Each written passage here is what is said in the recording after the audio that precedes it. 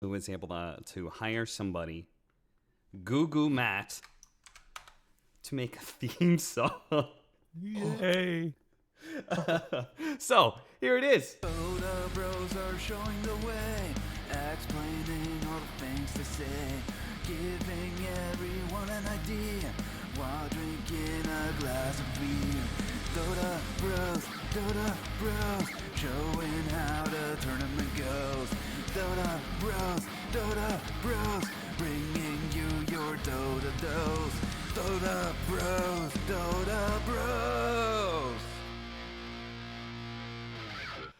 Oh, that's excellent. Thank you so much to Goo Goo Matt. You can check him out, twitch.tv, Goo Goo Matt. He hit me up randomly when I was talking about doing a stream for the major, and he said, I can make you a theme song. And the only reference I gave him was the America Fuck Yeah song from the World Police movie, and he fucking killed it. So thank you for that. We are going to be doing, I would hope to be able to do this podcast every day right before the major starts, to talk about what's going to be coming up for the day.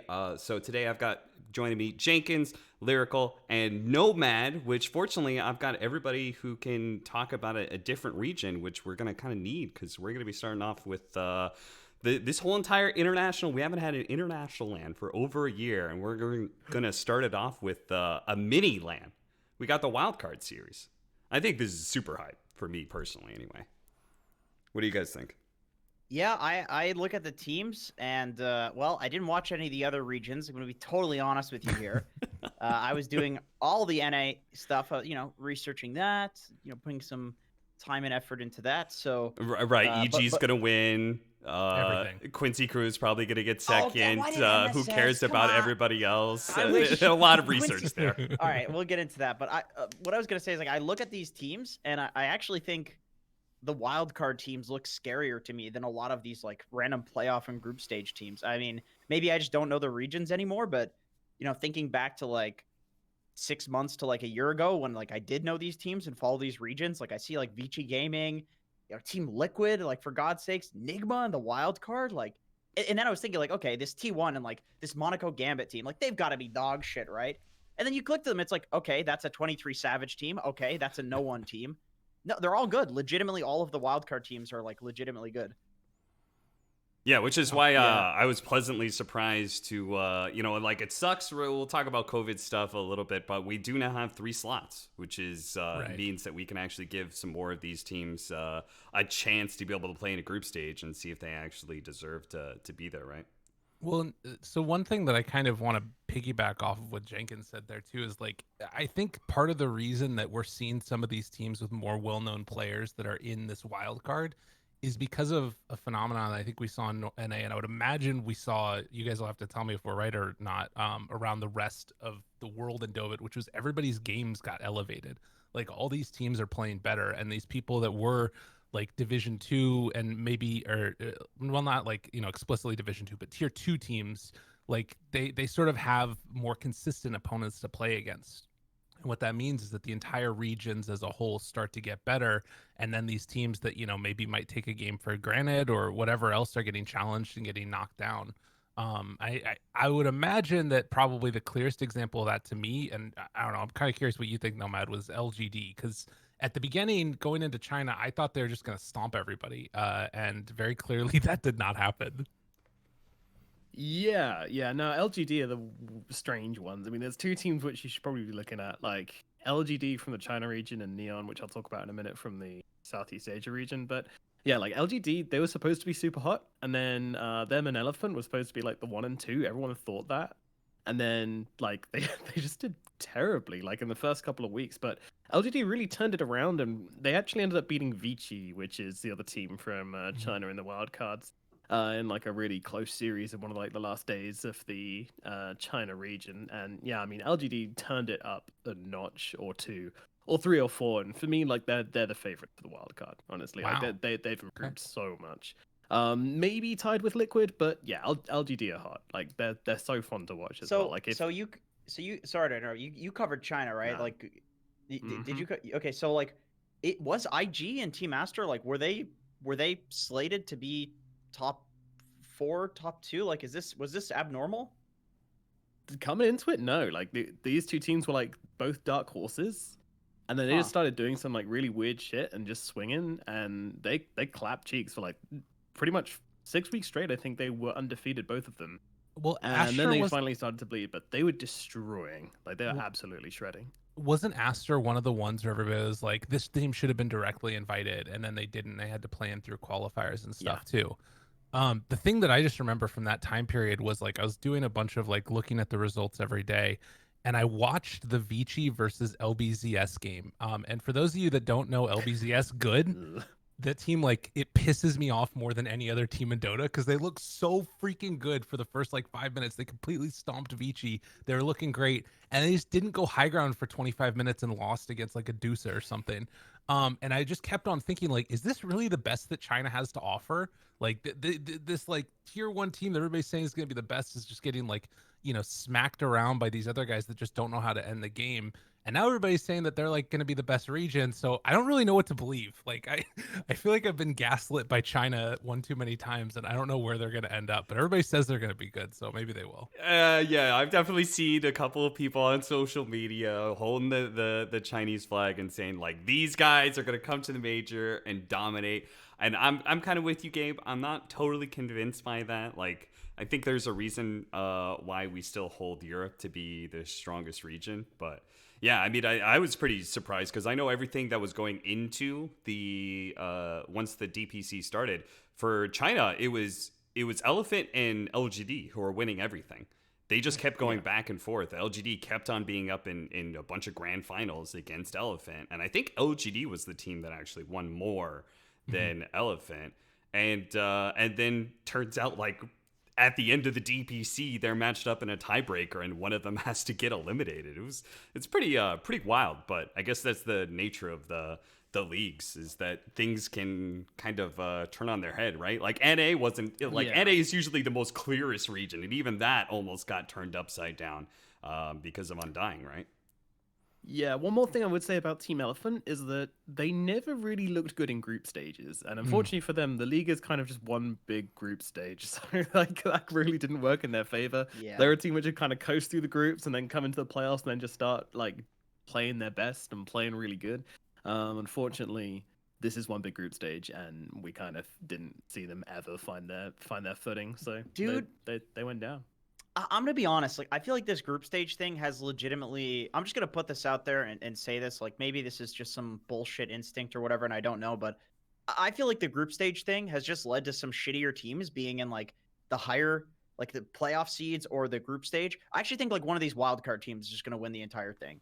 Like Really? these teams, it doesn't seem to me. It doesn't seem really that balanced. Like it's just teams are all over the place. Like good teams in the wild card, some like random teams like Thunder Predator like in the group stage. Like obviously South America is like a weaker region than like Europe or something like that, so that explains that. But I think it's all messy, and unfortunately I didn't play in the DPC, so I don't know how these players are feeling about it. But I definitely, what are you laughing about, Lyrical, there? It's a weird sorry. comment. Yeah, So- I don't know. But I would imagine that it's like it's long. Like you might fuck up in the first couple of weeks, and then you're done. Like you're just out. You're just screwed. You can't get the playoffs. There is no playoffs. In the actual league, so you can't just be like, oh, we're a team that like we lost to some cheese, and in an actual like playoff setting where there's lower bracket, where there's actual 3 games that we get to play, like we're the better team. That doesn't matter. Like that didn't matter in this DPC. So I think that's the reason why the wild card is so stacked, is because like it's some of the best teams in there. Right. And maybe even some of the best teams like didn't even get in, like Viking. They're knocked out to Div 2, right? So that's awkward.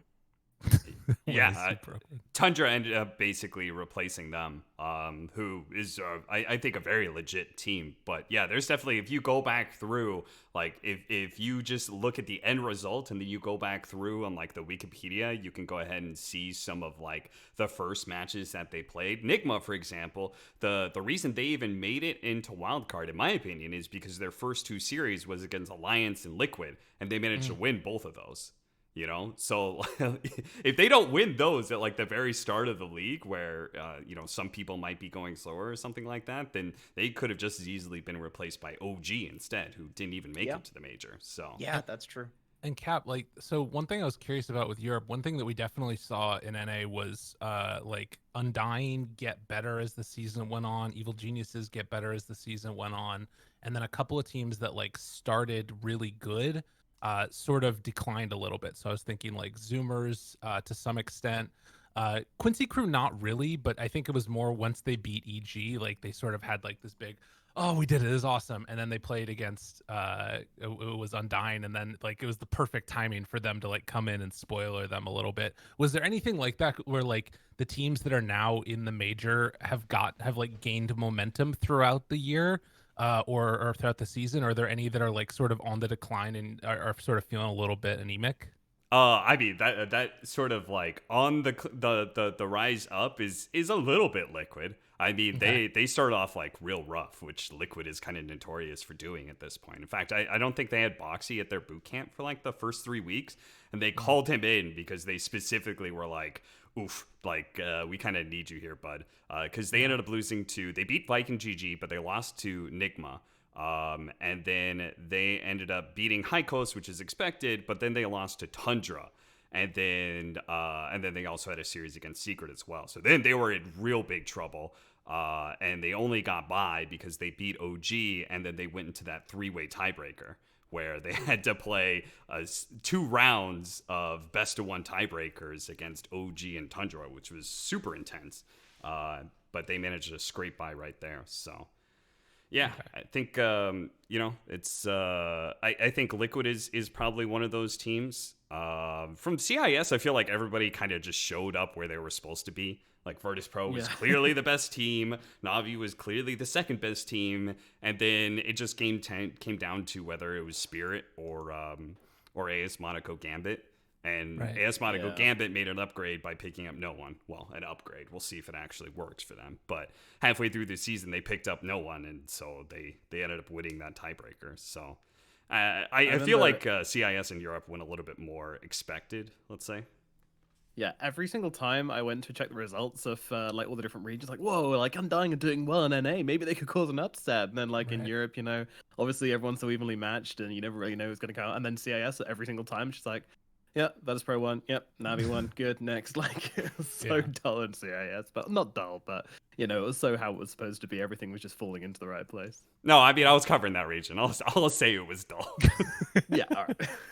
There were no upsets. There was nothing. There was nothing like that interesting. The interesting part of CIS was the middle of the field.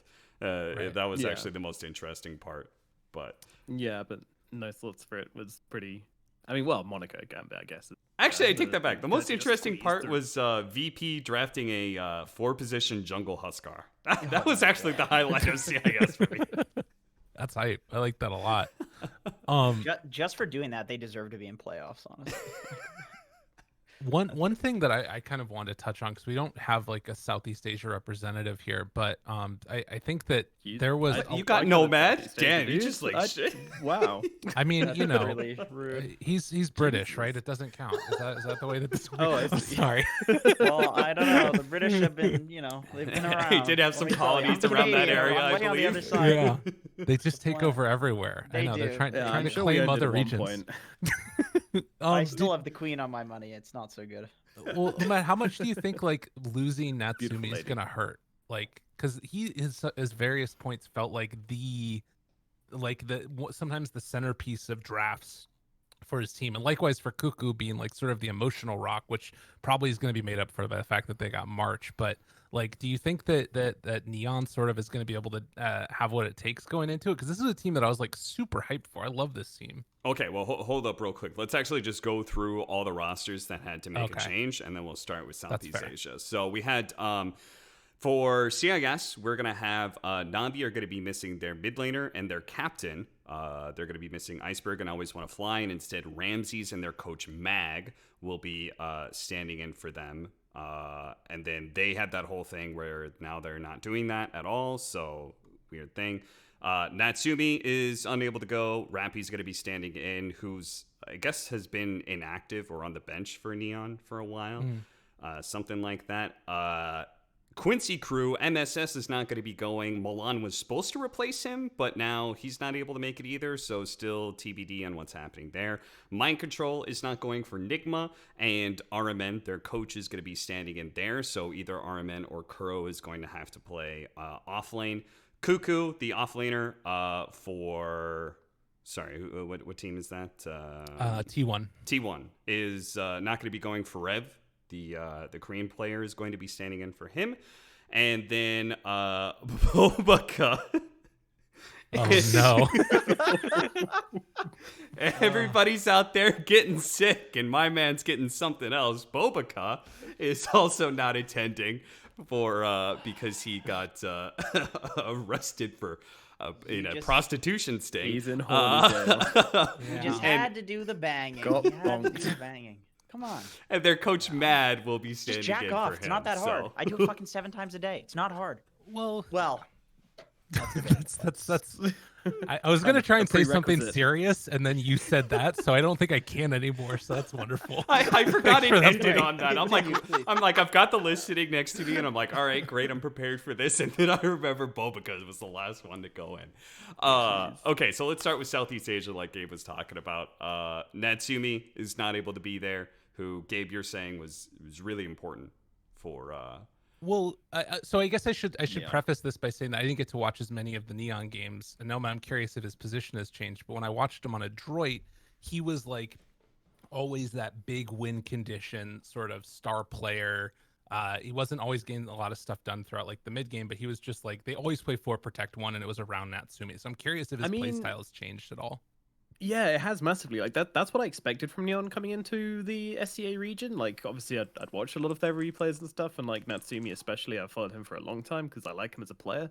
I was expecting him to be whipping out like his Medusa and his PL and that kind of thing, and kind of playing that kind of Natsumi brand of Dota, but he did not do that with Neon at all. Like there were a couple of games where they whopped it out and he did pretty well, but most of the time they just shove him on troll and kind of just run around like lunatics.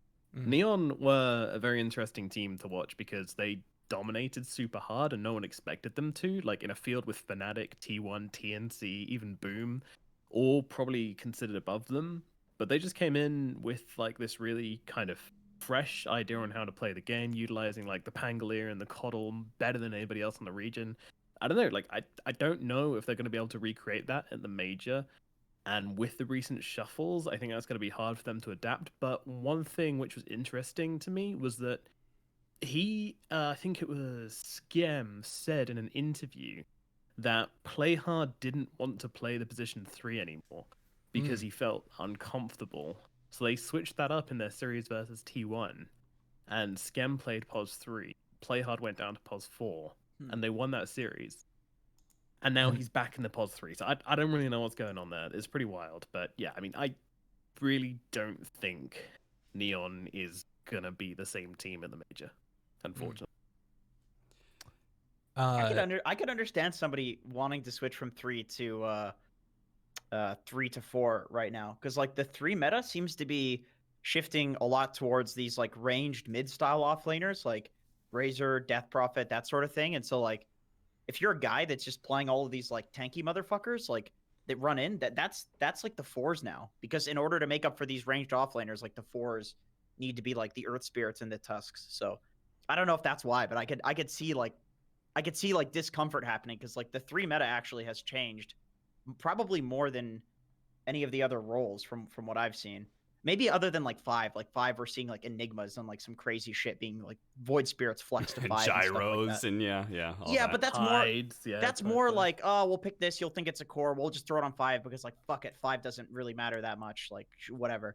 And then you realize it's like actually really OP, and that's a different story. But man, I feel like this T1 Forev for Cuckoo, I don't know how you guys feel about this, but I like Forev a lot. He's a buddy from like when he played in NA, but Cuckoo, to me, maybe this is like some offlane, like, you know, fanboying here, but like I think Cuckoo's like top 3 offlaner in the world. Like he's so good. He's so good at Dota that like any team that he's on, I just look and it's like, oh, that's a Cuckoo team. Like they're gonna be tier 1, right? Like he's one of those guys. But with Forev, it's like he could be on some like tier 2, tier 3 stack, and they wouldn't necessarily like make it to a major. And like with that being said, he's a great player. He's probably like top 10, top 15, but like he's not Cuckoo, you know? So I feel like that's a tough one. Did he get COVID, Cuckoo? Yeah. Yeah. Classic. I believe everybody Classic Cuckoo. except for Bobica and then Virtus Pro do not have Nightfall, but apparently he's sick, but not with COVID. So, but everybody else got stopped because their PCR tests ended up being positive. So, but yeah, I agree with you when it comes to Forev. I mean, he was in NA. I would watch him play offlane constantly because I felt like he would always try new things. But besides trying new things, he wasn't like really that stand out. He's of a decent. player. Yeah, he's fine. Like he's fine. He's good. But like Cuckoo is like a beast. He's a monster. Yeah. That guy.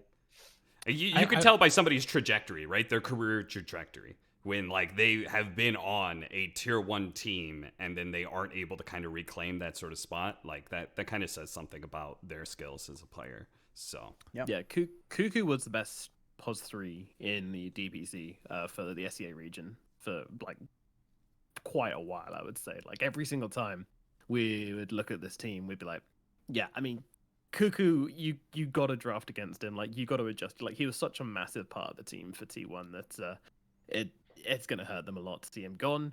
But they also got 23. They have 23 Savage. so Yeah, it's that's like, true. And That is this true. Carl guy's does just an absolute destruction machine. He's so good.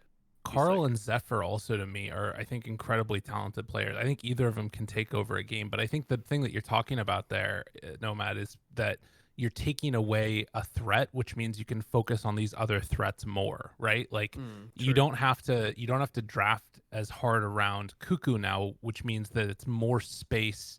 Like when Cuckoo is there, it's more space for Carl or 23 Savage or Zephyr to get their heroes that allow them to make moves on the map. And I think that's the biggest thing. It's not that like they aren't still going to be good. It's just that some of those threats are just taken care of outside of the draft. I did real quickly want to go back to Neon real quick though, because the first time that I saw this team was like about 6 months ago, and like apparently they had been really good before then. I didn't know about them. I went into the One Esports League and was casting their games. And that was actually when they had Rappy on their team previously, and they were still able to get top 4 in that event and look really, really good doing it against like Geek Fam and Fnatic and TNC back in the day when they were even better, it felt like. So I think that there's still a lot of chance for Neon to do well. I think that I'd love to agree, but I mean the thing is, it's not just the fact that they're getting in. Like obviously they've played with Rappy before, but they've switched up the team as well. You know, Skem's now moved to the carry. Like obviously Skem can play carry, we know that, but it just for everyone's just been playing and playing and playing with these rosters for such a long time. To switch it up now just feels like it's going to hurt the team more than help it. Yeah, I'm looking at that. When you're telling me like play hard doesn't feel super comfortable in the 3 role right now, and then on top of that they've got Rappy standing in, and Skim's going to be playing carry, which he's probably not super comfortable with right now because that's not what he's practicing. Like I'm just looking at that roster going, well, at least I know Yopaj is legit, right? Like I've seen that guy. I was impressed. Y'all by ain't him. ready for the Janual position 5 Faceless Void, okay? I'm telling you, it's coming out. Is gonna be sick. What? What is this? It wouldn't surprise me these days, honestly. It really wouldn't. That's what he did. That was his big play. That's why I love this team. I'm a filthy degenerate. This is all I want to see. I want to see it win at the major. You're just fanboy. a fan just because they did some troll maybe 5 position void. You know what? Exactly. They did do Troll 5. That was that was very fun. I actually think like this whole idea that like people are practicing and getting better, and I think there was, I don't know how you guys felt at the start of the season, but like, you know, paneling and casting, it's like we know we're supposed to talk like that is going to happen regardless of if it does, right? We want to build storylines. It's more fun that way. Right. But it's actually happened. It's actually happened. You can feel it in pubs too. Like people are way more serious. People are way better. Yeah. Tons of people are climbing MMR. Teams that, you know, shouldn't be beating other teams are actually, you know, beating them. Like at least in NA we saw that. And so I actually think like with that being said, and all of the teams being a lot closer than they have been in like previous majors pre-COVID, I think like drafting some crazy shit and getting an edge that way it might come down to having to do that in a series. Like it probably will, more so than any other major before, because every team is so close. I feel like tier 1 and tier 2 are The gap is really small too between like Div 1 and Div 2 after DPC. Pre DPC, maybe not. After DPC, I think there's a lot of Div 2 teams that could beat Div 1 teams. I think it comes with the fact that there are some, especially Div 2 players, like maybe that they got close to making Division 1 and they're like, oh, we're going to make it next year, or the fact that they actually did make it in Division 1, so they've got like a lot of motivation to continue to grow and get better as quick as possible in order to show up. Yeah, I would agree with you that there's a big opportunity there. Let's go ahead and talk about China, and let's talk about Bobica, as he's going to be replaced by Mad, their coach, which we actually do have some experience with, Jenkins. In fact, I'm not sure if Lyrical, if you ever casted Mad back in the day, but he's actually he was in NA games. He actually played for a bunch of NA teams. Oh shit, is Dude, GG. Mad, he's a NA player, dude. Yep, Wow. he is an NA boy right there. All the way back to Drinking Boys and FDL. That's what he goes back to. So Drinking Boys, Wheel Oh my Freck God. while whistling. He showed Probably up on Void that team Boys, yeah. too. Yeah, Void Boys, of course. I remember seeing Matt on my friends list, and I was like, because from NA, and I was looking and I was like, oh, he's like rank 87. Shit, like he's really climbing in NA. And then I clicked to his games and I was like, huh, random draft. That's interesting. And then I realized the guy's rank 87 in China. Yeah. So Nuts. like he's clearly, he went through some hyperbolic time chamber, Goku super push-ups and super gravity bullshit. Like this guy went from being like an NA rank 200 guy to rank 87 in China. That's like 2,000 MMR. So whatever he's doing over there, it's good stuff. And now he's playing in the major. That's cool. All I'm hearing is that if I go to China, I'm going to become a professional player. That's all I'm hearing. That is exactly Okay. what Follow will your happen. dreams, Lyrical. Don't let anyone tell you otherwise. All right. Yeah, he went over to China and he played for RNG, and then now he's a coach for Aster, which I believe this is his first time showing up as a coach. So, but yeah, I mean, like he had to grind, he had to get good because he had some real orgs that would be able to pick him up as a player and actually pay him, which is not the case for NA, right? It's like you got to be top 2, or in this case, top 1. Right. Be the only sponsored team in order to get paid. So in China, there's definitely a lot more incentives. So yeah, he's going to be replacing Bobica, which is obviously a hit for them. But the fact that he is an active player, it's in his role as well. He plays forward position. So I feel like this is, Bobica's a star and everything, or Borax, if you guys, he did do a name change. He is a star. I mean, he's like the center point of this. Like him and White Album, they do so much for this team. So I don't know how they're gonna do without Disagree. him. Obviously, Disagree. You disagree. Oh, Disagree. Fine. He's just for no Come on reason. then. Just no bring reason. it. Bring it, XXS Jenkins. is my favorite offlaner. Oh, Okay, I he's see. my favorite non-Brax offlaner. I love him a Wow. lot. Okay, he doesn't know I exist, but I'm a big fan. I Send him learned. letters. I would if I knew how to write letters. I would send them. I Not don't even just know in where a you different language, just letters. would... letters. in Illiterate. general are I was quite gonna say like confusing. Mandarin, but no, just Not like writing the is- letters of the language. I mean, like the literal, actual letter, like the paper. I don't know how to write on that. But man, I've like 500. Brood is my second most played hero. This guy is my inspiration. He is the greatest Brood on the entire planet. And I know people are gonna say, "Oh, who's that? Mag? Like, oh, Mag when he played on Vegas.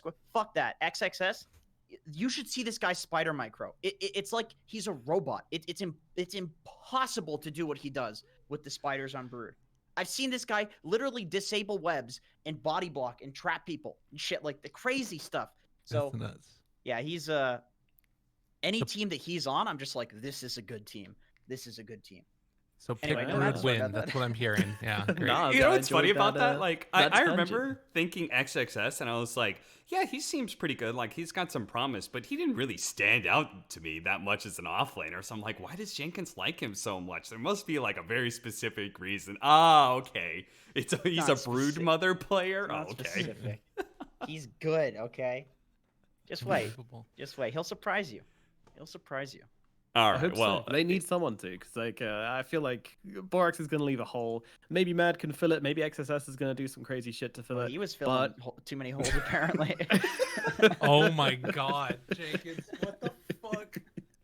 Oh, Beautiful. We shouldn't we shouldn't try and like be bad about sex. Work is work. It's fine. Everything's cool Yeah, there. And yeah, there's for nothing sure. wrong with it as long as it's legal where you are. But it's Keep that in funny to mind, get people.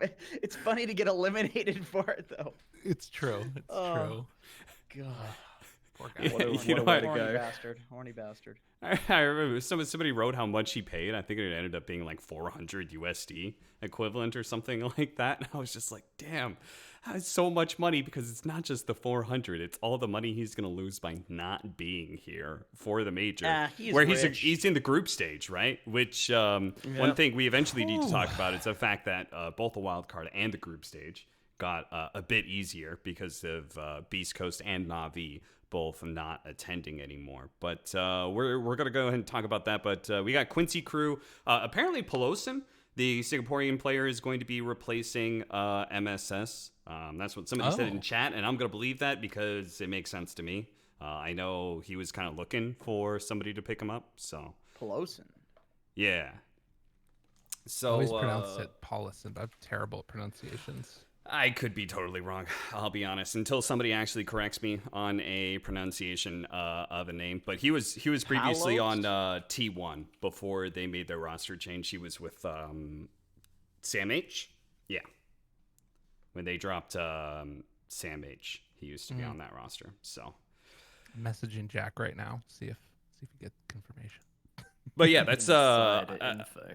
obviously missing MSS. I feel like that's a little bit similar to Borax, where you've got your one of your star players as a 4 position. You're going to be missing him, and the 4 position I feel like is all important right now, just because it sets a lot of the tempo of the game for the first 10-15 minutes. Like Jenkins said, the 4 position has like a heavier burden than ever before to start good fights because the offlaner is like some weird ranged hero now. I'm Death Prophet. Please go in for me so I can take towers. I Yeah, want to exactly. press R. It's really nice to be an offlaner right now, actually. You don't have to do anything. Yeah, how's your MMR been doing, Jenkins? It's good. Good. Have you checked? Have you checked? No, I haven't. I just I wanted to Give it a gander. Give it a gander. I just tell me, what are you at now? I'm 7,800. I'll be 8K by next Nice. week. Okay. Next See, week. Jenkins is over here telling me he couldn't get it in NA. The I region can't is get too an grief. in NA. It takes 2 years because, and you know this now, and you're gonna defend it because Europe and NA are no different. I'm Dota capitalist. You're getting griefed in your games. You know how I know? I've been fucking watching them. Because I'm jealous of your 8K MMR. I'm not gonna lie to you here. I'm watching your games. You're getting griefed all the time. Same people griefing me, Madara and shit. Thank All God right, he's not at this freaking Anybody major. have anything else to say besides losing MSS really sucks? No, man, it hurts. It hurts. It And hurts. It I hurts. wasn't listening to what Jenkins was saying, but he sounded very aggrieved. He's like, the world is Yeah. conspiring against him. It's conspiring Honestly- against all of us, man. We're in a cruel world, okay? All right, fair enough. I just All feel right. like every time Quincy Crew, man, like when are these guys gonna catch a break? Like every single time, like they never get an org. Like no one wants to pick them up, and every time they get close, something just comes in and slaps them down. I just want my boys to have like a clean run, nice. But I'm trying really hard not to pop off about Quincy Crew because it's like this clear NA bias. But I'm gonna be honest. I'm gonna just say it. I don't know. I'm gonna try to swear less. I've been swearing a lot. It effing pees me off. Okay, it effing pees me off because this is supposed to be the effing team that comes in and they're the effing NA team. For F's sakes, this EG team. Everyone's gonna say when they win the goddamn major, God knows they're gonna get top 4 or something like that. All of these Europeans, no offense, no matter, all these Europeans and everybody are going to say, oh, well, they're not really North American. Look, that's an SEA and European team. Oh, you won't let us win. When can we win as North America? Was this World War II? That's a big, everybody hates America because of this World War II shit coming in and saving at the end. You should have been involved earlier. Okay, I get it. That's fucked up. I'm Canadian. I don't have anything to do with that shit. So Quincy Crew, it was supposed to be them. They were the chosen ones. For fuck's sakes. And MSS can't just stay at home. He has to go work out. God knows he was at a gym. The guy's buff. I've seen him. He's jacked. God knows he was at the gym. So now, I mean, they're gonna without MSS, they're gonna suck, man. I mean, it's like this is just what's gonna happen. This is just how NA. I can't take it. At least we get to see Lelis on LAN. Like, thank God for that. Thank God we're gonna see Lelis on Zero Ping. that's at least a saving grace for this tournament. He might actually be able to carry them. But with NMSS, like, man, that guy carries them hard. He's He amazing. does. I posted that in the link in the chat. I wanted you to play Glory, Glory, Hallelujah over the top of Jenkins' speech because I just felt so inspired deep inside of me. God damn it. I shouldn't have. I was trying not to pop off. Take there. a breather, buddy. You did I good. mean, I can temper that real quickly. Quincy Crew did make 2 TIs in a row. They did make upper bracket of TI. They They won their just- group in one of them. Yeah, but then they just immediately lost. So To OG. Yeah. MSS yeah, and that's what I SPG are the two. Yeah. They are the longest running North American duo, longest running ever in history, They're a power couple. and they're separated. They're separated. It's true love separated by a horrible, horrible, cruel world. It's like Romeo and Juliet. Okay. It does set up the possibility, though, for halfway through the grand finals, MSS to finally get like cleared through customs, then just comes running into the arena, and then like makes eyes with who's SPG. that? By God, it's Jumps in, Mojo as they're like- storms out with the chair. From the high 2-0 rope. down. They turn it around. MSS does it. And then him and SVG just like run off into the sunset together with all their money. That's what I want to see. I like Well, that. I think we can all agree Quincy Cruz is like an exceptionally good team, and hopefully they will make it at some point in time, but not this time around. I think they're without still Mojo. gonna. I think they still get top 8. I think that they still can do that. Okay. I'm a believer. Yeah, I mean, to be fair, like they very likely are going to make playoffs because there is only one team. Yes, there's only one team that gets eliminated out of the group stage now. So as long as Oh, you're 'cause of not the bottom, change. Wait, really? you're making it into playoffs. Yes. Okay. And then on top of that, there's three slots available in the group stage for you to be able to make upper bracket. So the chances of being able to make top 8 for any of these group stage teams is actually pretty decent now that 2 teams have already been eliminated. But they're missing Mojo. That's going to suck. We got for Nigma, we're going to talk about them because they're going to be missing Mind Control, which really blows for them because they're going to have their coach, RMN, standing in, which they have had before, but he was replacing Kuro, right? He was actually playing the 5 position for them, and he actually did a pretty good job. But I don't think RMN's played core positions since way back in Goomba Gaming. So Oh, God. this feels like I don't know which one of them is actually going to be playing the 3 position. But Cap, you of all people know the transition between offlane and support is it's not that different, right? It's not like offlane and carry or support and mid or something like that. Like I actually feel legitimately good about this Nigma team whenever they have RMN standing in, and I probably would have said differently if we didn't see Omega League, where they have RMN for Omega League as well, and they did like extremely well. So I feel good about this team. Just like their synergy with this guy clearly is there, and then they also have Kuro this time. Like when he stood in for Omega League, they were missing Kuro, right? Like that's their captain. So that was an even bigger hindrance, I think, than missing Mind Control. So I don't know. I feel pretty good about this team. It's not like Do these you other fully ones. believe that though? Because I feel like Kuro, I like do, part of I what do. he does as a captain, though, like they've been together for so long. Like surely all of them, when they're playing without Kuro, has Kuro's voice in the back of their head telling them what the fuck they should be doing, right? I feel like Kuro has molded that team to a point that they can Sure. do what he needs Kuro to be done has without him being there. Transcended the need to Okay. physically be Yeah, there he's in a the fucking game. Right. force So- ghost, you know, like True. trust the So force, why- Obi-Wan, you know, while- and like Miracle closes, blindfolds himself while he's CSing in the mid lane, you know, like that's if the they're sort of if thing they're that I winning, do. if what they're doing is working, right? I feel like when it That's a it good point. requires them to go back to the formula and reset the formula, it's like we can all use Einstein's formulas, right? Doesn't mean we can come up with them.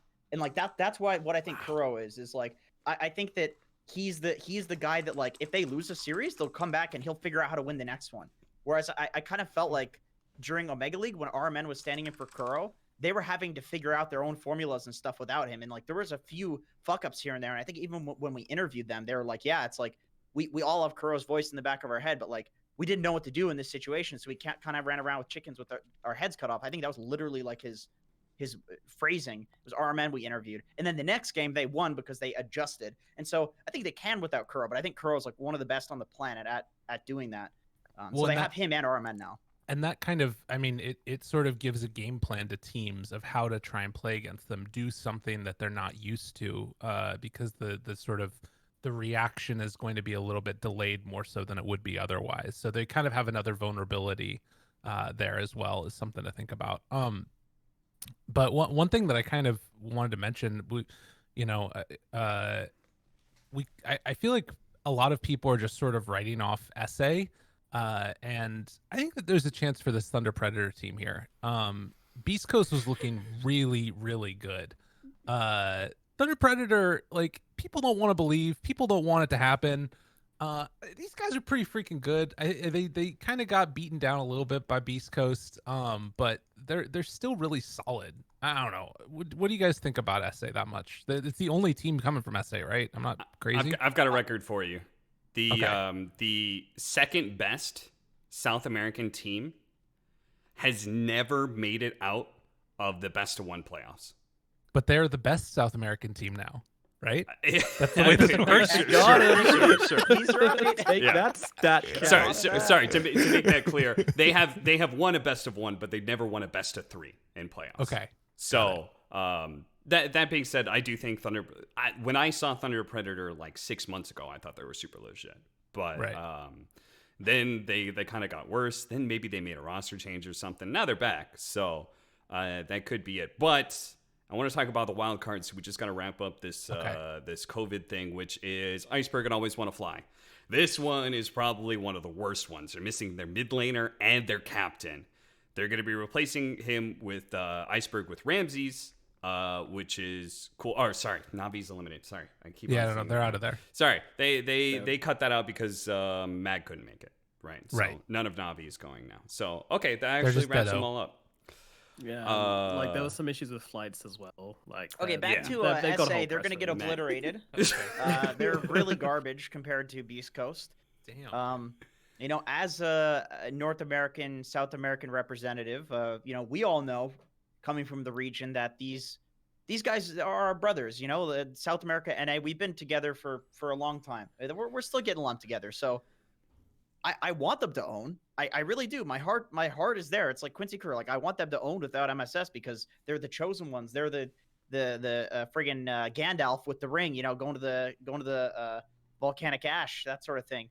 And Thunder Predator, like, I want them to be that too. But I think it's going to be a really like shitty knockoff where instead of Gandalf with the ring, it's friggin' Dumbledore or something. That's what's going to happen. He's going to try to fly on a broomstick. He's going to die to the volcano. That's what's going to happen with this Thunder Predator team. Beast Coast, they're the team. They're the chosen ones. It sucks. It sucks what happened to them. I think they're absolutely the biggest dark horse, the Thunder Predator. But I think everybody's expecting them to lose, and so am I. What? Okay, but surely this is the time for the second best SA team to show up. You've got a bunch of teams with stand-ins. You can only be eliminated from the group stage if you are the absolute worst team. Listen, dude. Let me tell you, Moose is in my pubs all the time, drunk and on drugs. Okay, he's their fourth position. MJZ's playing carry position all the time for some godforsaken reason. Frank is on like a rank 400 account. I think his main got banned. Leo, I haven't seen him in pubs forever. I think he's 6 months banned. MNZ, he's a god. I mean, he's the guy. Like if anybody's gonna carry them, it's absolutely him. But Katara Hayama on LAN, never forget. I mean, drugs are very much banned in Singapore, so at least Moose will be sober. Yeah, oh shit, that's true. You might be going through some real issues they're there. Giga banned. Like they're giga banned in like. I cannot stress how much they are banned in Singapore. My brain is trying to process like all of the things that Jenkins said over the last 5 minutes. Like he did horrible Lord of the Rings. Gandalf never had the ring. Like I don't know what the fuck's wrong with you. Gandalf, that's cute, like that's your interpretation. That's your interpretation of the movie. I have a different interpretation of the movie or series of movies. Okay, so let's just leave that up to the. Thank God we only have 10 minutes left of this podcast. Like my body, it's struggling here. Well, to be fair, the games are. I'm assuming it's going to be a 15-minute Dota TV delay, so we can add another 15 minutes if you want, Gabe.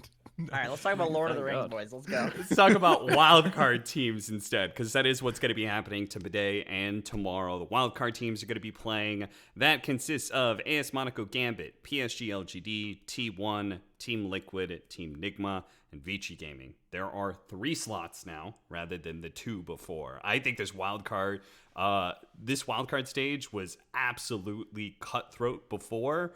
Now it feels like it's a little bit easier because there's that 3rd slot, so half the teams are going. And then on top of that, some of these teams have a stand-in. So that obviously handicaps them even further. Anybody have some strong predictions to start? I think Liquid's going through. From watching their games, I thought they were the best team in Europe over Secret for a while there, and I'm sorry, what? Over over Secret? Yeah, You, just you mean under considering- Secret? Did you get Over your Secret. positions? No. I thought they were better than okay. Let me. It's another Gandalf situation. This The is not a fuck? Gandalf situation. Lyrical, please, Gabe, relax. This team was one of the only teams that was able to make Secret look like chumps. That's all I'm saying. Okay, maybe it was for like a week, but they did it. They did it, and to me, that says a lot about their ideas as a team, and I'm really confident that going into the major, they'll have done their research. They'll be I think they'll be looking good. I think they'll be back in full swing, and maybe not good enough to beat like major Secret, but good enough to beat these wild card chumps. Are you kidding me? Just to be clear, when it comes to the DPC, Secret did 2-0 Liquid. Yeah. There was a close game. There was a close game. It's DPC. there. I mean, it's just But- it's a whole big group stage. Who cares? Liquid is the only But then team you said outside of they can't Secret beat major and Secret. Virtus Pro to actually win a major European tournament. So, what Jenkins is saying is not totally wrong. Putting them over Thank you, Cap. Secret I is re- insane, but Really appreciate that. I didn't say I didn't say over Secret. I said at a point they were over Secret, and to me that means a lot that they were able to dethrone Secret, even if it was just for a little while. That's all I'm saying. That gives me confidence because Secret is like watching a bunch of AI. I mean, it's boring to watch them play Dota, to be honest. I think Nigma's not going to make it in the wild cards. Because, I mean, Vici, LGD, Liquid, I mean, that's the 3 for me. I'd be surprised if it was anything other than those 3. But I don't know. Maybe I'm overestimating China because I was in the region too long. But I think it's really tough for Nigma to make it. I am not sure. I'm definitely down for Liquid and LGD. Vici, I don't know. It was like 4 months ago, but that series against LBZS left such a mark on me. It like really did, didn't it? that, like it seemed like it shattered you to your Dude, core. that- Like, I You was keep going so back to it. mad. You're I've right. never been angry at a game of Dota like this. Even my own games that I play. I get an anti-mage that farms for 20 minutes, then buys a rapier and runs into their base. I'm not as mad as I was when I watched this game. And just because of that, on principle, I can't support Vici Gaming ever again. But the big question for me is, am I thinking it's going to be Nigma or T1? And Nigma is obviously really good. They're both playing with the stand-in at the off-lane position. I think that, like, to me at least, I'm giving the slight edge to T1. Just because the other thing that sort of sticks out to me is having an actual coach as opposed to a coach that has to play simultaneously. I think you lose some of the value there of having like that outside perspective. So I'm going to give it to T1. So T1, Liquid, and LGD are my 3 picks. so you're saying it's the March factor. You get to give it to Yeah. T1 because they got March sitting there behind him. He's just going to be yelling. That's all he does. I mean, great thing. 23 Savage as well, right? Like, Yeah, for sure. we mentioned him earlier. That guy is actually just fucking crazy. Like, Right, well, he is a lunatic. He is just too good at the game. I match him so it's like him, Miracle, right? They're sort of like you can argue about who's better there, but they both have that like star power presence, right? So it's like what's the edge that one of these teams have over the other, and the edge that I see is like a coach that's sitting there. So I don't know. I agree. Like 23 Savage is so good, but then it's like, well, Miracle's so good too. It's like I don't know. No, so nobody's gonna back AS Monaco Gambit No. because they also got an upgrade. Like, okay, so here they're like T1. They managed to qualify, then drop Jackie and pick up 23 Savage. So that could be really good or really bad. But AS Monaco Gambit, like, okay, I actually want to say something. 23 Savage may have 12,000 MMR, and I know everyone's hyping him up, but there hasn't actually been that many good results for him just yet. It's meaningless. It's MMR shit. Like, there's plenty of these like 10, 11K players that just go do atrocious, horrible shit on like tier 1, tier 2. It's like it's very different. It's very different from pubs. It's like it's a really good baseline to start with, but he's got a lot to prove. He really does. And I actually disagree with this T1 over Team Nigma thing. I wanted to see what your opinion was on this. Cap, I agree. Like the Monaco Gambit, I don't think they have I look at this roster and I don't think they have a chance, but I think Nigma's going to slap T1. I think it's not even going to be close, even without mind control. I just feel like, this is a almost 2-time TI winning team with almost this roster. They're missing one guy, but there's so much experience, so much LAN experience, and integrating with new players, new rosters that they've gone through. And T1 to me just looks like a bunch of. I mean, they're not inexperienced, but compared to Nigma, I mean, this team has been around for a long time, especially Kuro. Like T1 is a group of very like individually talented players. Like if you go down through the list and you say like. Especially when they had Cuckoo, you go through that core listing, 23 Savage, Carl, Cuckoo, you'd be like, oh, damn, like this team is really strong. But Jenkins is right in the fact that they won't really match up to Nigma when it just comes to sheer experience, right? Of like being able to have the captaining that someone like Kuro does compared to March. And that is basically the voice difference that we're going to be talking about here. Because March, obviously... Like, March had that clutch factor when it came to TI, and he has been studying the game for very, very long. So I think him being as a coach is, like, amazing. But Kuro is still, like, arguably the best Dota player that's ever been, right? I agree. It's throw Kuro on any team. It's like same with Seb. It's like you throw him on any team, and, like, he's going to make them tier 1. Like, he's got the special sauce. I don't know what the hell it is, but he's got it. To me, I think the Carl, the individual skill is what's gonna need to be what carries them. And I'm not here to like call out Weehaw or something because I think Weehaw's a really good player.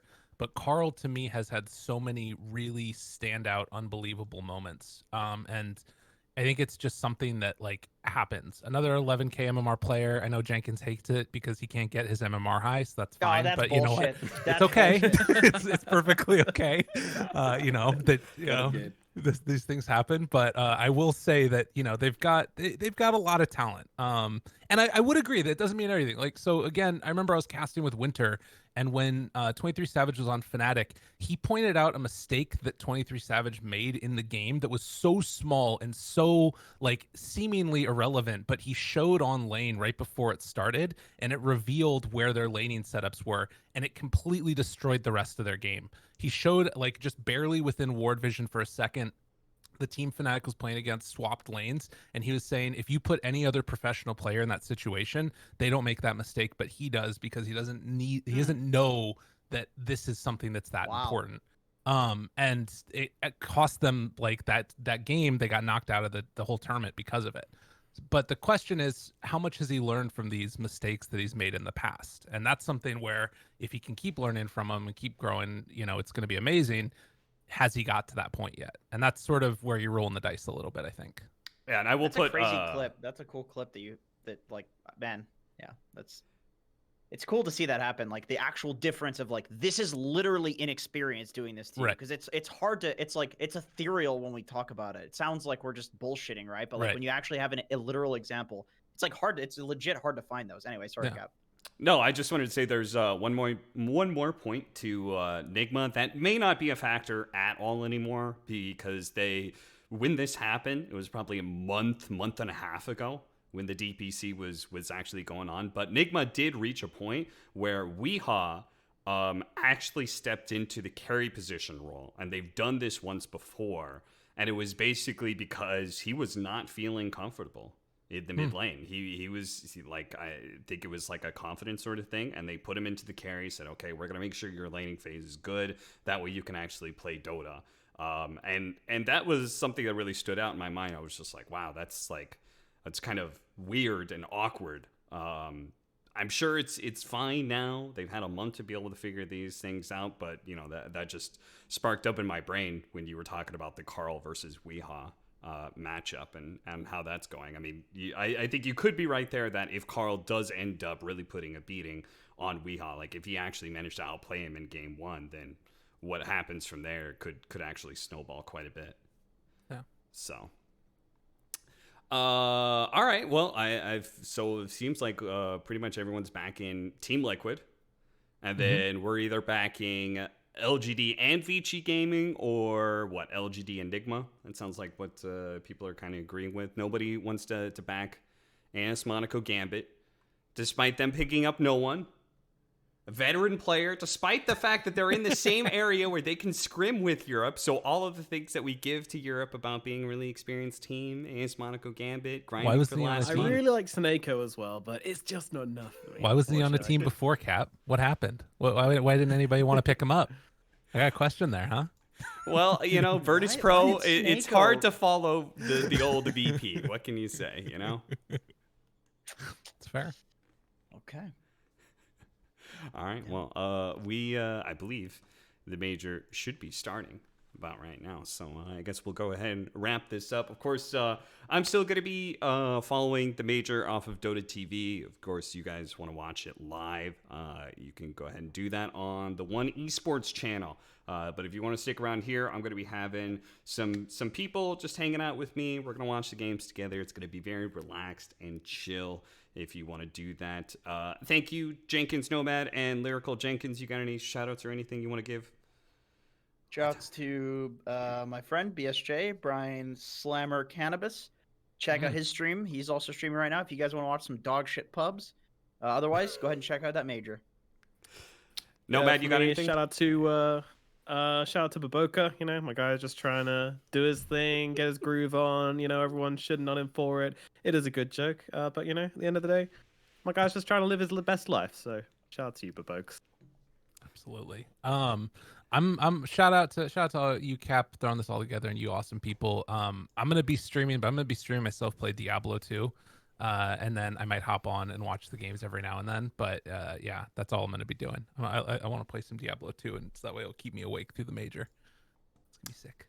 All right, dope. Diablo 2 is a great game. Go check out Lyrical's. What's your Twitch, Lyrical? Lyrical Dota. It's probably not gonna be on for like an Lyrical hour or Dota. something. I'll tweet about it. All right, cool. All right, that's it. I will hopefully be doing another one of these for every day right before the major starts. But that is it for the first podcast of, I guess it's called Dota Pros, because that's what the the theme song says. So I'll go ahead and play us out. Dota bros are showing the way, explaining All right. things to say, giving everyone an idea. I'm gonna turn off the stream very shortly, just so I can get the Twitch VOD, and then I'll be back. Dota Bros.